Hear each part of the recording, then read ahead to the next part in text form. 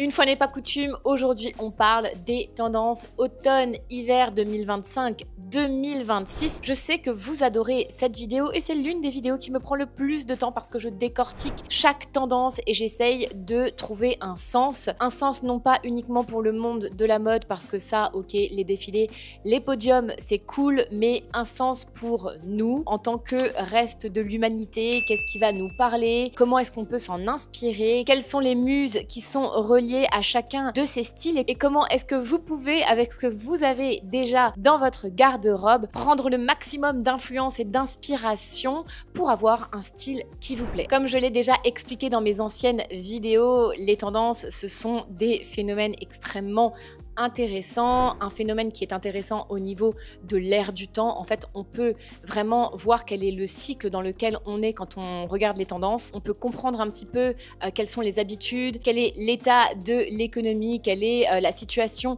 sociale. Donc vraiment, ça va beaucoup plus loin que uniquement la mode et les modeuses, uniquement les magazines de mode et les influenceuses. Il y a vraiment une étude sociologique qui est hyper intéressante, je trouve, quand on regarde les tendances. Et moi, ce que j'aime bien faire, c'est, vous savez, mon côté un petit peu yin et yang, mon côté un petit peu baromètre style, quand je vous explique que tout est une chose mais qu'en fait tout trouve son opposé et je trouve que ça se reflète vraiment tellement bien dans les tendances. Chaque fois que je vais voir une grande tendance, je vais voir exactement son côté complètement opposé sur les podiums, ce qui veut bien dire qu'il n'y a plus de mode, il n'y a plus que des vêtements. Je crois que c'est Karl Lagerfeld qui disait ça. Aujourd'hui en 2025, on peut vraiment être qui on a envie d'être à travers ce qu'on porte, ce qui n'était pas vraiment le cas, je trouve, dans les années 70, dans les années 80. Il y avait beaucoup plus une mode qui était marquée. Aujourd'hui, rien n'est démodé, tout se porte et c'est tant mieux. Bon, je perds pas plus de temps avec l'introduction, vous avez vu que ça m'enthousiasme ce sujet des tendances. Première grande tendance qu'on a pu voir sur les podiums et première grande tendance, j'ai envie de dire qu'on nous ressort de toute façon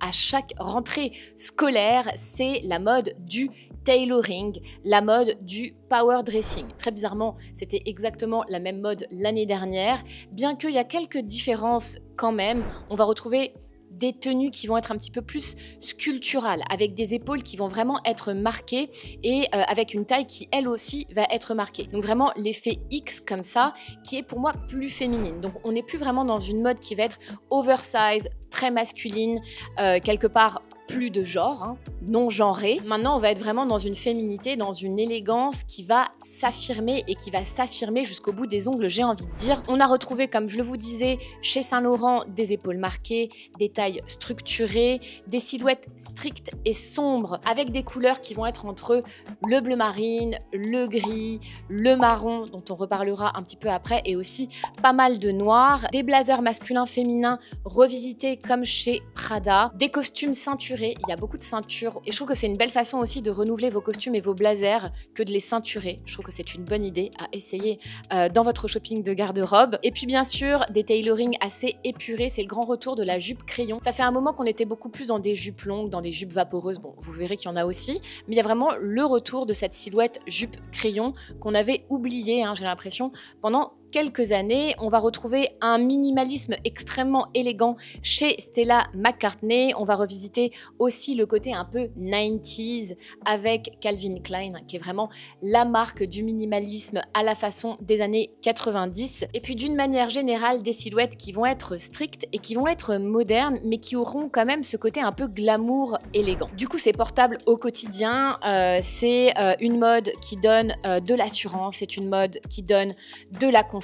C'est une manière de s'habiller que vous pourrez retrouver chez des muses comme bien sûr Cate Blanchett. Si vous la connaissez, c'est vraiment pour moi l'ambassadrice du tailoring qui va être élégant et sophistiqué. Vous le retrouverez bien sûr, bien évidemment, chez Victoria Beckham. On la connaît tout aussi pour son côté vraiment boss woman et elle a quelque chose de très fort comme ça dans son image, ça lui colle à la peau. Et puis aussi, pour nombreuses d'entre vous qui adorez cette actrice, on va retrouver ce côté un peu androgyne, plutôt masculin, hein, puisqu'on est quand même dans une énergie du baromètre masculin, ici dans quelque chose d'hyper affirmé chez Tilda Swinton, toujours chic, toujours de manière avant-garde, toujours de manière hyper moderne, hyper précise. En tout cas, voici des muses dont vous pouvez vous inspirer. Cette vidéo est en collaboration avec BetterHelp. Je trouve que c'est vraiment le moment idéal pour recommencer ou commencer à prendre soin de nous, parce qu'au-delà du travail sur notre image, au-delà du travail sur notre style qu'on va faire pour être pleinement aligné, au-delà de la nutrition,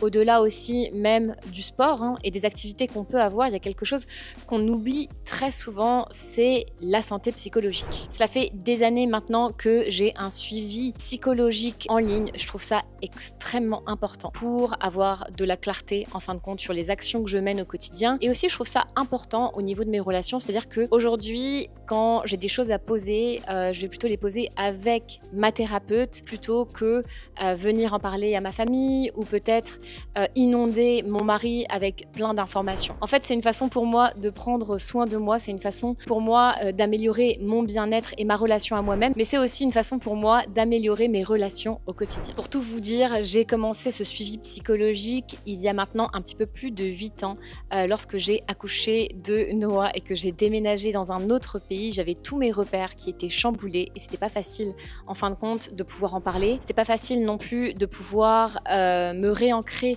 dans mes rôles, et ce que la thérapie m'a permis d'accomplir, c'est d'avoir ce gain de clarté et aussi beaucoup d'empathie envers moi-même. Je pense que parfois, surtout en tant que femme, on a tendance à être extrêmement difficile, extrêmement dur avec nous-mêmes, et j'ai remarqué qu'à chaque fois que je sortais de mon rendez-vous avec ma thérapeute, j'avais comme un dézoom en fait sur ma personnalité et je me disais mais en fait tout ce que j'ai fait, je l'ai fait pour une raison, et tout ce que je suis, je peux l'accepter, que ce soit dans le positif et dans le négatif. Il y a des choses que je peux améliorer, il y a des choses sur lesquelles je peux travailler, mais en fin de compte, j'aime globalement toute la personne que je suis. Si je vous parle de ça aujourd'hui, et comme vous pouvez le voir, c'est quelque chose qui est très important pour moi et dont je ne parle pas très souvent puisque c'est pas forcément en lien direct avec ma thématique, et pourtant je parle de l'alignement entre notre allure et notre personnalité, donc je trouve que ça a quand même sa place, et ça a sa place bien évidemment parce que c'est quelque chose qui est important pour moi. Mais si je vous parle aujourd'hui de ça, c'est pour faire un petit peu tomber les masques et vous dire que oui, on peut avoir une vie qui nous plaît, une vie rêvée, mais tout de même avoir ce besoin de se confier,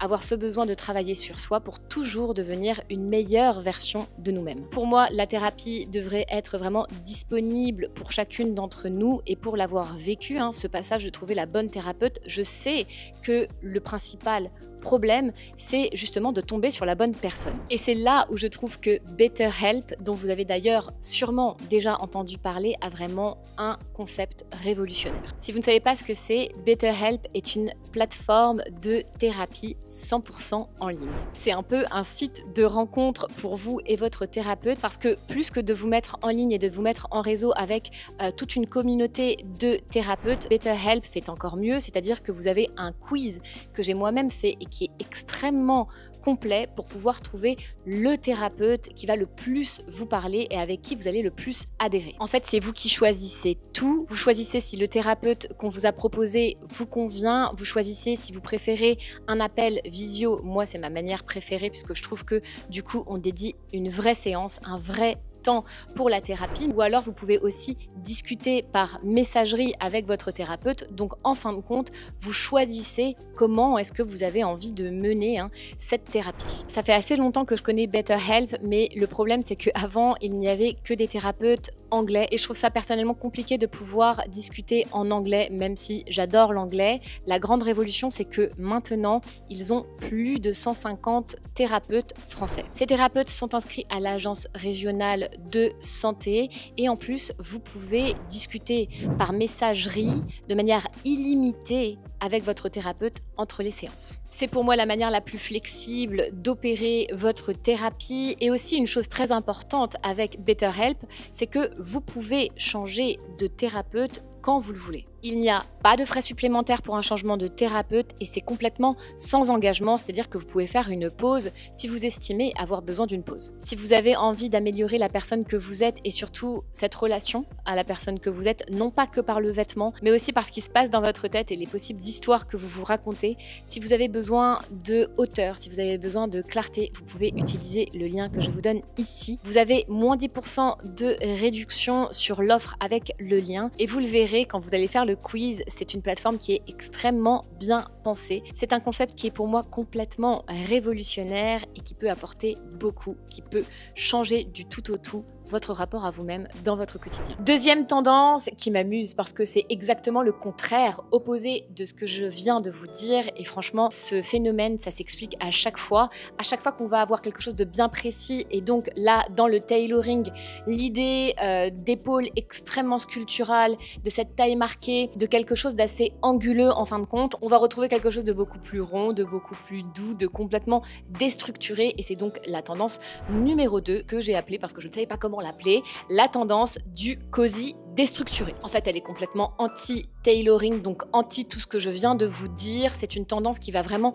privilégier du coup le côté confort chic avec des silhouettes qui sont vraiment oversize et cocooning. Chez Chanel, on a vu pas mal de mailles oversize et des mailles longues qui sont portées parfois avec des drapés et surtout avec des chaussures plates, toujours avec les petits accessoires de chez Chanel, donc pas mal de colliers sautoirs. On en a vu aussi des silhouettes un petit peu déstructurées chez Issey Miyake, qui est vraiment célèbre en fin de compte pour tous les jeux de volume, le jeu architectural qu'elle donne à ses silhouettes, mais toujours dans un esprit cocooning. On va avoir aussi des manteaux oversize avec parfois des jeux de cape par-dessus, des jeux de drapés par-dessus, donc un peu le côté je place mon vêtement comme j'ai envie de le placer, qui est vraiment le contraire de ce que je viens de vous dire dans la mode tailoring qui est anguleuse et qui se porte d'une seule manière. Donc là, on a cette contre-tendance qui vient vraiment se réaffirmer et qui vient dire non mais en fait ce sont mes vêtements et j'en fais ce que je veux. Dans l'esprit de cette mode un petit peu déstructurée, donc dont on a retiré la structure, c'est ça qu'il faut comprendre, on va retrouver aussi beaucoup de pantalons larges, style ballon, donc un petit peu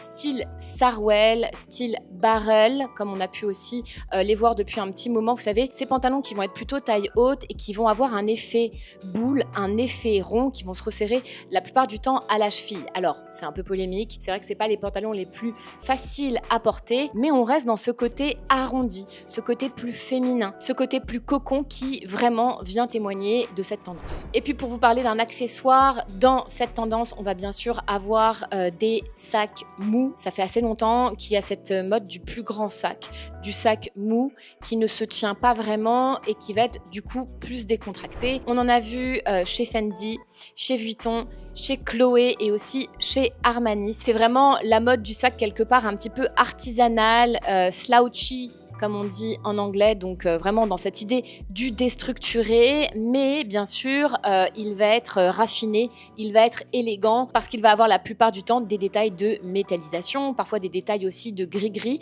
Donc dans cette tendance, c'est un petit peu le côté plus adolescent, j'ai envie de dire. On se réinvente, et je suis la première à adorer mettre des gris-gris sur mes sacs, donc voilà, je peux vous dire que je suis en plein dedans, mais on a vraiment ce côté un petit peu plus ludique, un petit peu plus enfantin, toujours dans l'esprit d'une mode qui est libre et qui est 100% joie de vivre. Pour le côté muse, je vais vous en donner quelques-unes si vous avez envie d'aller vous amuser sur Pinterest et voir en fin de compte si cette tendance vous concerne. Donc on est plutôt vers le style d'Alexa Chung, qui est vraiment connue pour son style chic et décontracté. Mary-Kate et Ashley Olsen, bien évidemment, les sœurs jumelles qui ont fondé The Row, et je trouve qu'ils sont vraiment dans cette tendance. D'ailleurs, The Row est une marque incontournable en ce moment. C'est une marque qui fait beaucoup parler d'elle et je pense qu'elles en sont pour quelque chose par rapport à cette tendance. Et puis une autre et troisième muse que je pourrais vous décrire, c'est Zoé Kravitz. Zoé Kravitz qui a un style plutôt cool, plutôt chic, décontracté, plutôt minimaliste, donc on est en plein dans cette tendance. Troisième tendance que je n'ai pas mis en premier, même si c'est toujours une tendance qui me parle beaucoup et qui a fait son comeback il y a quelques saisons, c'est la tendance bohème. Mais cette saison, je l'ai intitulée la tendance bohème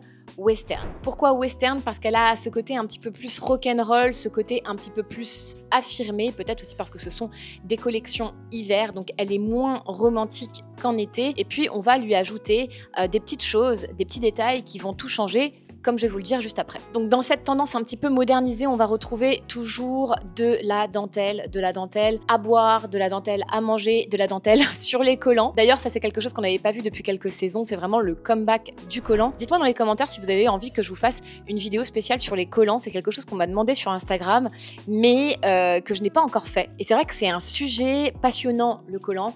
Déjà, savoir comment les associer, savoir comment bien les choisir, les petits tips aussi pour avoir des effets d'optique par rapport au collant. Donc n'hésitez pas vraiment à me le dire en commentaire si vous avez envie d'un sujet comme celui-ci. Peut-être que vous n'aimez pas les collants et que vous n'en portez pas, peut-être que vous mettez que des pantalons, c'est possible. Donc dentelle en collant, oui, mais aussi de la dentelle vraiment sur beaucoup de défilés, comme chez bien sûr Isabelle Marant, comme chez Chloé. On va toujours tourner vers les mêmes maisons qui ont pour ADN ce côté bohème. Ce qui témoigne aussi d'une tendance forte, c'est qu'on ne les retrouve pas uniquement que dans ces maisons-là, mais aussi sur d'autres silhouettes proposées par d'autres maisons qui, la plupart du temps, ne vont pas avoir ce style signature. Beaucoup de fluidité dans les tissus de chez Valentino, beaucoup de dentelles, beaucoup de tissus voluptueux qui vont se superposer les uns aux autres. On aura retrouvé aussi des franges un petit peu partout, comme chez Tom Ford, mais aussi comme chez Schiaparelli. On aura retrouvé aussi pas mal de matière en cuir, pas mal de daim. Donc ça, c'est quelque chose que je vous dis, mais qui était là déjà depuis quelques saisons. Et puis des chemises façon cowgirl, façon cowboy, comme chez Isabelle Marant. D'autres détails vraiment qui vont signer ce style, ce sont les bottes façon pirate. En fait, des bottes qui vont elles aussi être slouchy, donc des bottes qui vont être tombantes, des bottes qui vont être amples et qui sont d'ailleurs assez faciles à porter, surtout si vous avez le mollet fort et que vous n'aimez pas les bottes. C'est vraiment le style de bottes qui sont faciles à porter. Plus facile à porter bien sûr sur une botte qui va être courte qu'une botte qui va être longue et qui va remonter sur le genou. Et puis bien sûr, on va retrouver aussi beaucoup de ceintures. Des ceintures larges, des ceintures qui vont en fait couper du style trop fluide, qui vont remarquer la taille, des ceintures qui vont être foncées, vraiment avec une grosse boucle à la manière d'une cowgirl. C'est vraiment la continuité de ce que je vous ai décrit lors des saisons dernières, mais vraiment d'une manière, j'ai envie de dire, adaptée à l'hiver, au niveau des volumes et au niveau des textures. C'est le côté un peu free spirit. Donc on a vraiment dans cette tendance cet élan de liberté,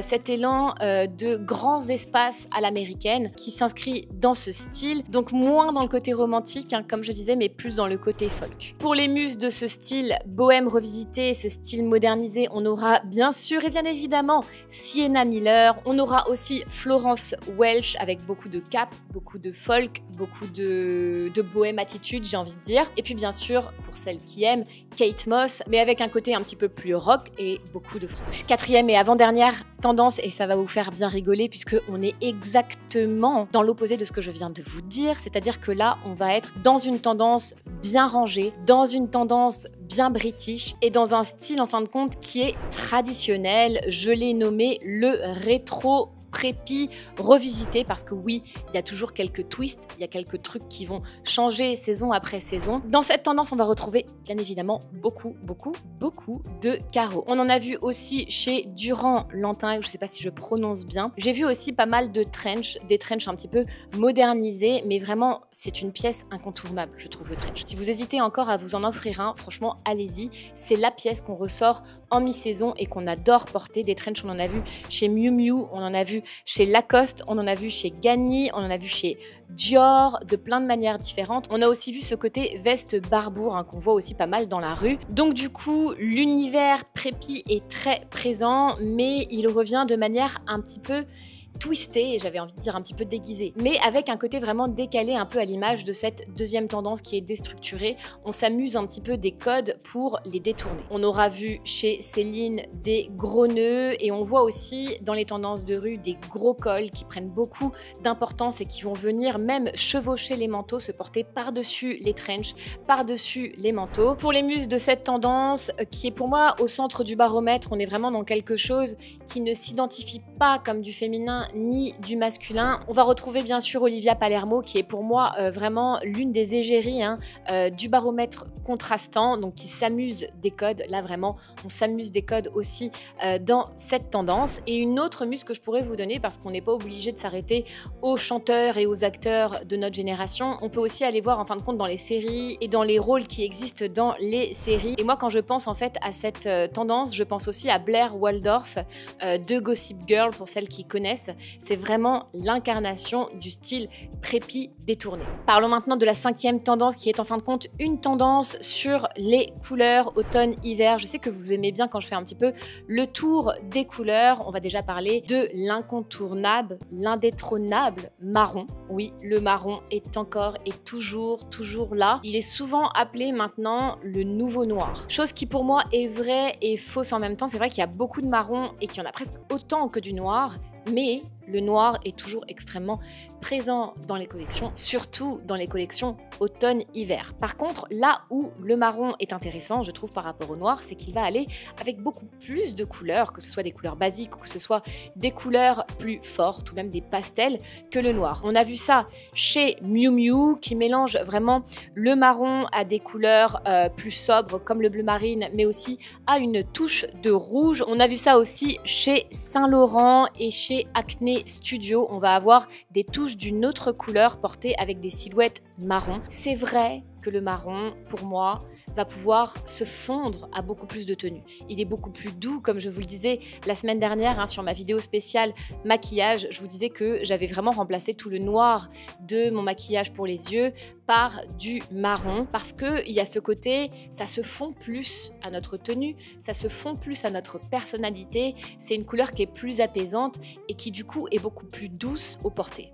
Une autre couleur qu'on a vue sur les podiums, c'est le vert, toujours le vert. Il y a toujours beaucoup de vert, mais il y a un ton qui est un petit peu inattendu, j'ai envie de dire, pour l'hiver et qui est ressorti sur beaucoup de collections, c'est le vert pistache. On en a vu chez Vuitton, on en a vu chez Hermès, c'est jamais exactement la même couleur. Je me demande si cette teinte de vert pistache ne va pas faire la même chose qu'on a vu lors des saisons précédentes avec le jaune beurre. On l'a vu beaucoup sur les réseaux, on l'a vu décliner dans des accessoires, dans des vêtements, etc. C'est vrai que c'est une couleur intéressante parce qu'elle est vibrante et en même temps, elle va se mélanger très bien aux autres couleurs basiques, que ce soit avec du gris, que ce soit avec du marron, que ce soit avec aussi des tons plus pâles comme du rose, comme du bleu. C'est une couleur en fin de compte qui peut aller avec beaucoup d'autres teintes. Ça m'intéresse de voir si elle va vraiment être adoptée par le public, adoptée par les collections, si vraiment ça va se transformer en vraie demande comme on a pu le voir avec le jaune beurre qui à la base n'est pas forcément une couleur facile